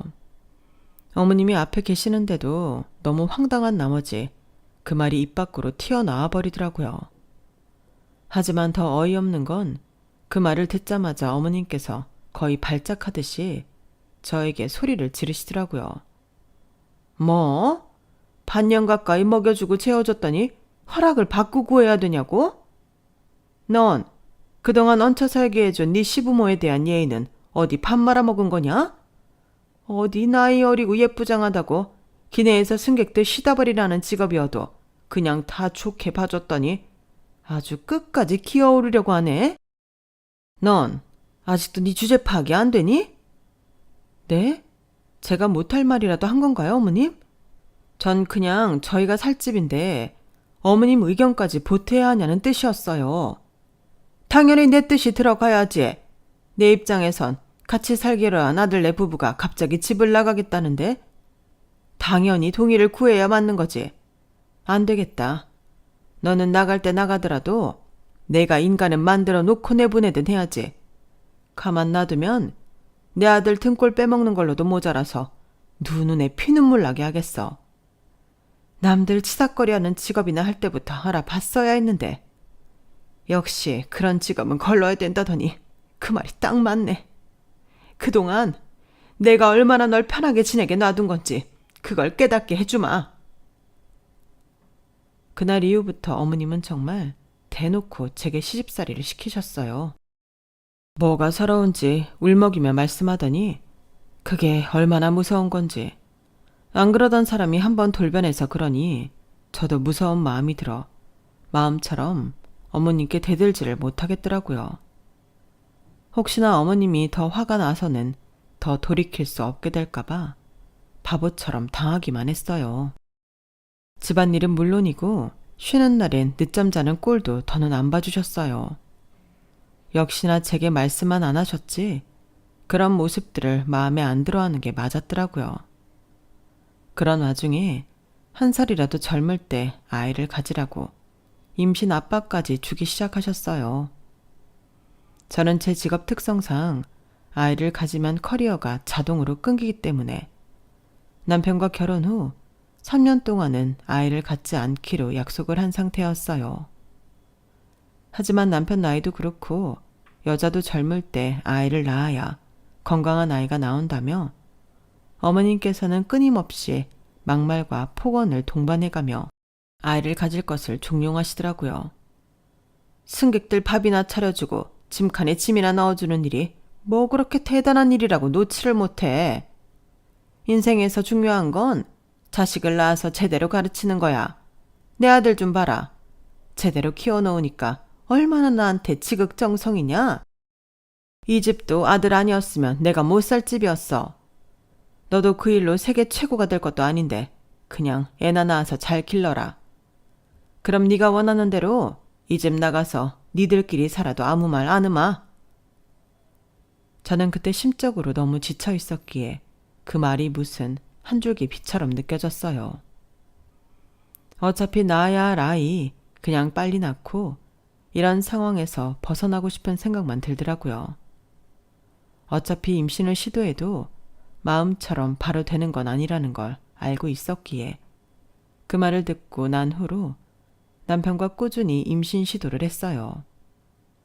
그런데 그땐 나이가 어려서 그랬는지 임신이 빨리 되더라고요. 시도한 지 한 달도 채 되기 전에 임신 판정을 받았고 얼마 못 가 일은 그만두게 됐어요. 그래도 임신을 하고 나니 확실히 어머님이 전보다는 저를 건드리지 않으셨죠. 오히려 집에서 임신한 몸에 좋다는 여러 영양제나 탕약을 지어다 주시고 집밥도 푸짐하게 차려주시는 등 엄청나게 잘해주기 시작했어요. 한참 어머님께 구박만 받다가 임신했다는 이유만으로 그렇게 따뜻한 대접을 받으니 눈물이 다 나더라고요. 그땐 당한 줄도 모르고 어머님의 호의에 감동받아서 어머님이 주시는 대로 다 받아먹었어요. 임신하니 어머님과의 관계도 좋아지고 있는 것 같다는 착각이 들어서 더 이상 예전으로 돌아가고 싶지가 않더라고요. 지금 생각하면 참 답답한 일이지만 그때 제 심정은 그랬어요.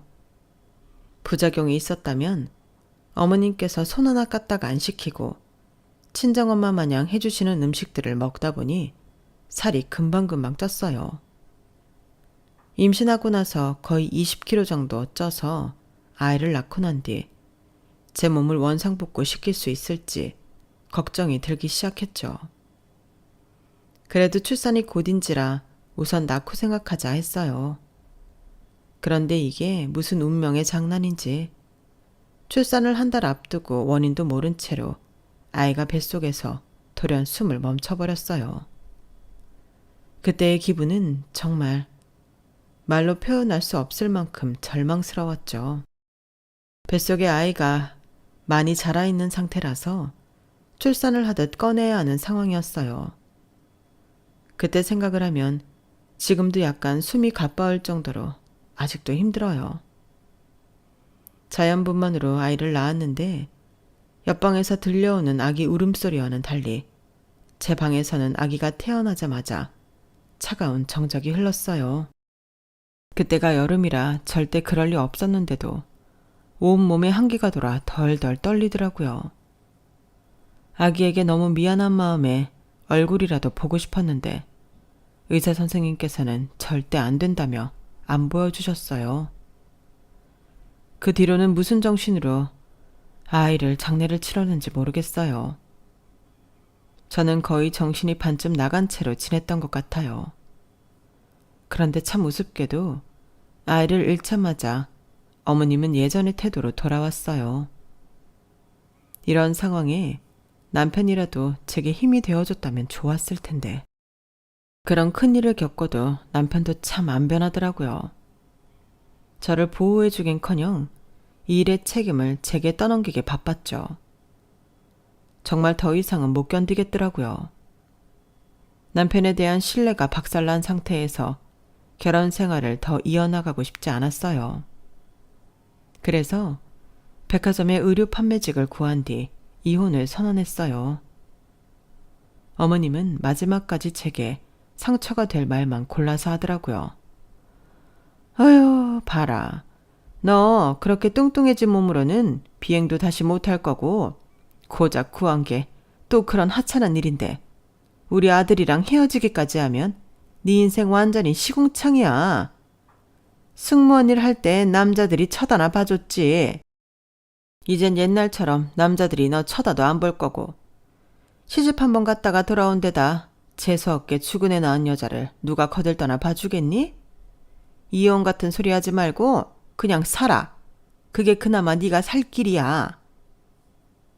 저도 어쩔 수 없이 사람이라 그런 폭언에 일일이 상처를 안 받을 수는 없었지만 계속 이렇게 살 수는 없다는 생각이 들었어요. 어머님은 본인 좋을 때만 잘해주시고 제가 조금만 뜻에 거스르면 온갖 막말로 상처를 주시는 분이었고 남편은 완전한 방관자였기 때문에 이제는 스스로를 지켜줘야겠다는 생각이 크더라고요. 솔직히 임신 후 망가질 대로 망가진 몸으로 뭘 다시 할 수 있으려나 불안하고 두려웠지만 이제라도 모든 걸 바로 잡고 싶다는 생각이 들었어요. 이대로 제 인생을 방치하기엔 제 나이가 너무 어리더라고요. 그래서 큰 마음 먹고 이혼 도장을 찍었고 백화점 일을 열심히 하면서 제 눈앞에 당장 주어진 일들을 해나갔어요. 이혼을 안 해주면 어쩌나 싶었는데 오히려 시어머니가 자존심이 생기에 도움이 됐어요. 어머님께서는 이혼하고 네가 과연 잘 살 수 있나 두고 보자는 악담으로 마지막 인사를 고했고 남편은 몸이 불어날 대로 불어난 제 몸을 보면서 혀를 찢찢 차며 이래서 새 출발을 할 수 있겠냐며 비아냥거리는 걸 마지막으로 다시는 보지 못했죠.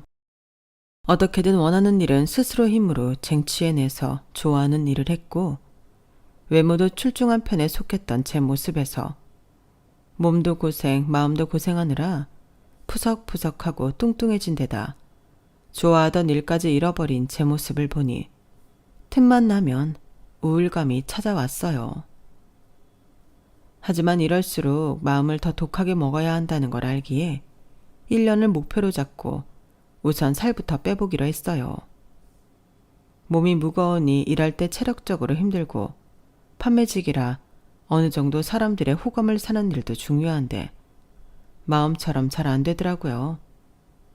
백화점 일이 주로 서서 하는 일이다 보니 먹는 것만 좀 조절하니 살이 그래도 생각보단 쉽게 빠졌어요. 그래도 찌워놓은 게 워낙 많다 보니 시간은 오래 걸렸지만 정확히 1년 동안 저는 제가 찌워놓은 살의 절반 이상은 복구를 시켜놨어요. 그 전에 워낙 말랐던 몸이라 거기까진 도저히 못 가겠더라고요. 그래도 정상 체중에 입성하니 살 것 같았어요. 확실히 살을 빼니 인상도 멀끔해져서 그런지 매출 실적도 올랐고 나름대로 인정도 받으면서 조금씩 자존감을 회복해 나갔어요. 그렇게 2년쯤 지난 어느 날 매장에 젊은 남자 손님 혼자 찾아왔어요. 이것저것 옷을 추천해 달라기에 그분 이미지에 맞을 법한 옷으로 몇 벌 추천을 해드렸는데 자꾸 제 얼굴을 빤히 보더라고요. 왜 그러나 싶어 저도 문득 손님 얼굴을 빤히 봤는데 어디선가 본 듯한 얼굴인 거예요.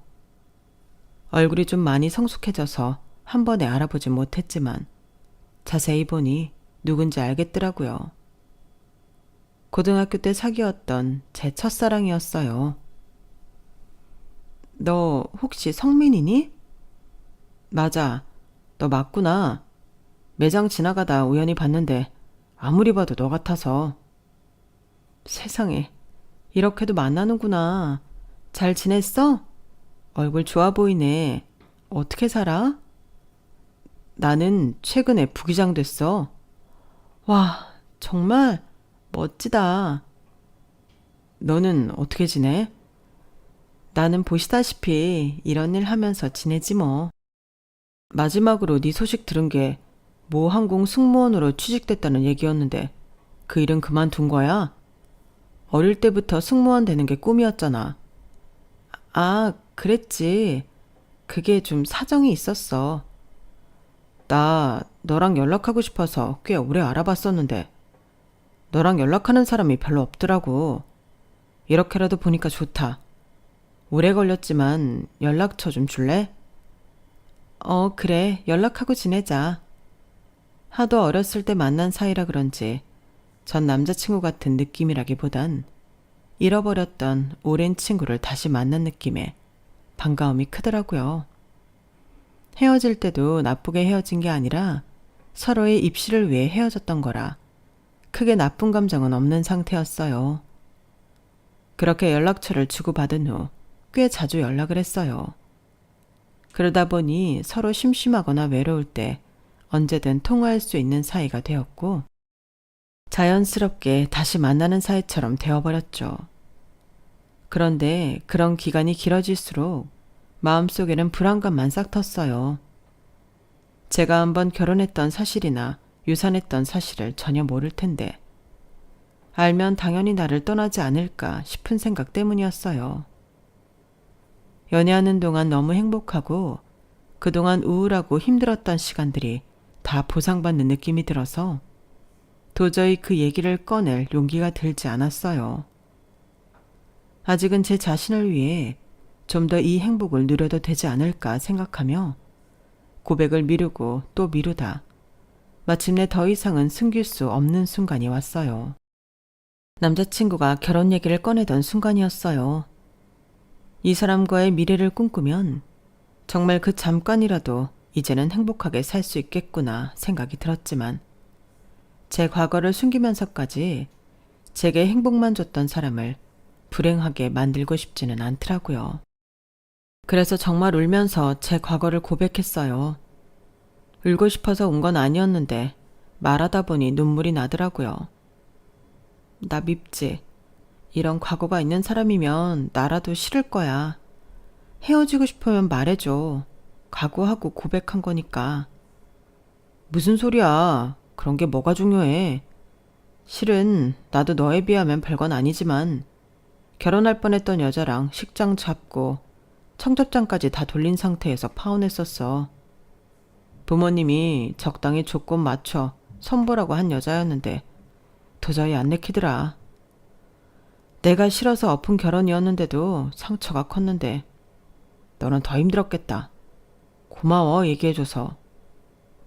저를 안아주면서 등을 토닥여주는데 정말 다행이다 싶어서 오히려 눈물이 더 났어요. 그래도 아이를 낳은 거나 다름없는데 정말 괜찮아? 그땐 그게 최선이었을 거잖아. 생각하면 기분 안 좋아질 텐데 그만 생각해도 돼. 난 정말 괜찮아. 오히려 그 사람이랑 헤어져서 다행이란 생각하고 있는데 그거 모르지? 나 기장 되려고 공부한 것도 다 너 때문이야. 네가 승무원이 너무 되고 싶어 하니까 나도 너랑 같은 곳에서 일하고 싶어서 나 공부 진짜 열심히 했어. 그 말을 들으니 더 눈물이 났어요. 정말 고마웠고 이게 무슨 복일까 싶더라고요. 저는 그렇게 두 번째 결혼을 하게 됐고 남편 의견에 따라 백화점 일은 관뒀어요. 그동안 고생 많았으니 당분간 편하게 쉬라고 하더라고요. 일은 얼마든지 하고 싶어지면 다시 준비해서 해보자고 용기도 줬어요. 남편은 직업이라 그런지 수입도 많았고 가족은 무료 비행이 가능해서 덕분에 틈틈이 해외여행도 많이 다녔고 쇼핑도 많이 했어요. 제가 앞만 보고 달려온 스타일이라 이렇다 할 취미가 딱히 없어서 그런지 남편이 쇼핑하는 돈만큼은 스트레스 받지 말고 쓰라고 쥐어줬어요. 그래서 심심하면 친정엄마와 백화점에 가서 가족들 입고 먹을 것들 쇼핑을 하다 보니 저도 모르는 새 VVIP가 되어 있더라고요. 물론 제 것만 사느라 그런 건 아니고 남편과 시댁 식구들, 친정 식구들 것까지 챙기다 보니 그렇게 된 거긴 하지만 그래도 소비를 좀 줄이긴 해야겠다고 반성하고 있던 와중 시어머니의 생신이 다가와서 미리 예약해 놓았던 명품 가방을 찾으러 가는 날이 왔어요. 매장 오픈하자마자 찾으러 가는 일정으로 잡아놨는데 전날 일정이 너무 피곤했어서 촉박하게 눈을 떴어요. 그래서 부랴부랴 머리 묶고 대충 보이는 옷을 집어입고 갔는데 아무래도 명품관에 그렇게 대충 입고 오는 사람은 별로 없다 보니 다들 힐끔힐끔 쳐다보는 것 같았어요. 유독 시선이 느껴지는 쪽으로 저도 모르게 같이 쳐다봤는데 세상에 전 남편과 시어머니가 팔짱을 끼고 절 쳐다보고 있더라고요. 아유, 살이 너무 많이 빠져서 못 알아보겠다 싶었는데 너 맞구나? 그 짧은 시간 동안 얼마나 고생을 했길래 사람이 이렇게 홀쭉해져? 옷차림새는 또 그게 뭐야? 동네 창피하게. 아는 척하지 마시죠. 좋은 인연도 아닌데. 예, 너 어떻게 사는가 궁금했는데 이러고 사는 모습 보니까 안쓰러워서 그러지. 하긴 몸 버리고 마음 다치고 잘난 남편도 잃고 일자리도 잃었는데 제정신으로 살기가 힘들었겠지. 그래도 그렇지. 근데 당신이 여기 웬일이야? 여기 명품관인데 잘못 들어온 거지? 예, 딱 보면 모르겠니? 어떤 여자가 명품관에 저러고 와. 백화점에 일자리라도 구하러 왔나 보지. 근데 너 아무리 일자리 구하러 온 거여도 명품관 직원은 아무나 뽑는 줄 알아? 적어도 너 승무원 면접 봤을 때처럼 깔끔하게 차려입고 와야 할 거 아니야. 누가 너 뽑아주겠니? 참, 어머님이나 당신이나 변한 건 하나도 없네요. 겉모습만 보고 사람 판단하고 아무것도 모르면서 비난부터 하는 천박함이. 정말 그때 이혼 안 했다면 어떻게 됐을지 아찔해요. 뭐? 천박? 말 다 했어? 거지같이 사는 주제에 입만 살아가지고. 아직도 네 주제를 모르겠어? 넌 여기 잘못 들어온 거고 우린 여기 쇼핑하러 온 거야. 나갈 거면 썩 나가. 너처럼 추잡한 애 꼴도 보기 싫으니까. 웃기지 마세요. 저도 쇼핑하러 온 건데요. 백 예약한 거 있어서 찾으러 온 거예요. 기분 더럽게 하지 말고 각자 볼일 보시죠. 뭐? 백? 명품 백? 네가 그럴 돈이 어디 있어서? 기장 남편 만나서 재혼했거든요. 뭐 잘나신 늙은 아드님은 재혼하셨으려나? 어떻게 살든 저랑은 상관없지만요. 말도 안 돼. 기장 남편이 널 왜 만나? 이젠 거짓말을 달고 사네? 못 믿겠음 따라와 보시든가요. 제가 도발을 했더니 시어머니가 순순히 걸려 저를 쫓아오시더라고요. 전 남편이 말리는 소리가 들림에도 시어머니는 뿌리치고 절 악착같이 따라왔어요. 전 보란 듯이 주문해놨던 명품백을 찾아오는 모습을 보여줬고 전 시어머니는 말문이 턱 막힌 듯 했어요. 봤죠? 거짓말 아닌 거. 이제 좀 가세요. 저 잘 살고 있으니까 신경 끄시고요. 기장 남편이란 사람 너한테 속고 있는 거지. 아님 뭐 나이 많은 놈한테 시집갔나? 나이 많은 놈은 아줌마 아드님이고요. 제 남편은 동갑내기예요. 이제 좀 가주실래요? 전 벙찐 시어머니를 두고 VVIP 라운지로 들어왔어요. 통쾌하긴 해도 그냥 전시댁을 봤다는 것만으로도 불쾌해서 마음 좀 추스리고 가야겠다 싶더라고요. 라운지에 가서 커피 한 잔 시켜서 마시고 있는데 또 시어머니가 보이더라고요. 설마 여기까지 쫓아온 건가 싶어서 일하는 직원분을 불러다 시어머니를 가리켰어요. 아니, VVIP 아닌 외부인이 여기 들어와도 되는 거예요? 저 사람 좀 내보내주세요. 저 따라 들어온 사람이에요. 네? 저분은 오늘 면접 보기로 하셨던 분이신데. 뭐 때문에 그러세요, 고객님? 뭐라고요? 저 사람 여기서 일해요? 아, 저 많이 불편한데? 꼭 여기서 일 시켜야겠어요? 잠시만요. 그럼 제가 가서 말씀드릴게요. 직원분이 책임자에게 가서 뭐라고 속닥거리더니 시어머니에게 나가달라는 제스처를 취하더군요. 그때 딱 시어머니와 눈이 마주쳤어요. 시어머니는 편한 옷차림으로 라운지에 앉아 커피를 마시는 저를 보고 실시간으로 혈압 오르는 모습이 보이더라고요. 아니, 제가 왜 나가요? 저 오늘 여기 면접 보러 온 건데. 그러니까요.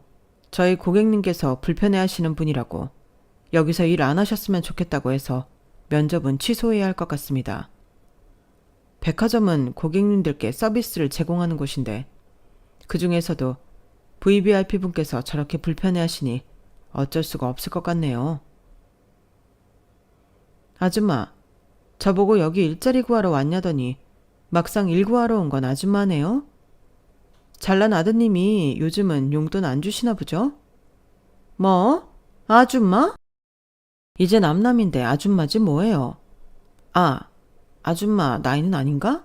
할머니? 야, 너 진짜 미쳤어? 어디서 남자 하나 꽃뱀처럼 물어서 잘난 척이야. 내가 그 기장인지 뭔지 하는 인간 찾아내서 네 과거 싹 다 말할 거야. 이게 보자보자니까 아주 사람을 뭘로 하는 거야? 여기 이 아줌마 당장 끌어내. 아줌마, 오늘 면접은 없었던 걸로 하죠. 기회를 드리고 싶어도 저희는 고객님께 고래고래 고함치는 분이랑은 같이 일 못합니다. 책임자가 직원분께 눈짓을 했고 직원분이 쫓아와 시어머니를 쫓아냈어요. 나중에 알고 보니 전 남편이 저와 결혼했던 기간 동안에도 사업장에서 여직원들 2명과 번갈아가며 불륜을 저지르다 그게 회사에 밝혀진 모양이더라고요. 그걸 여직원 둘이 의기투합해서 공론화시켰고 그게 인터넷에 퍼지면서 큰 문제가 되어 매출의 직격탄을 맞고 사업이 망한 모양이었어요. 저는 정말로 명품을 사러 온 줄 알았는데 막상 망해서 일자리나 구하러 온 건 본인이면서 끝까지 저를 무시하려고 든 시어머니를 생각하니 참 괘씸하더라고요.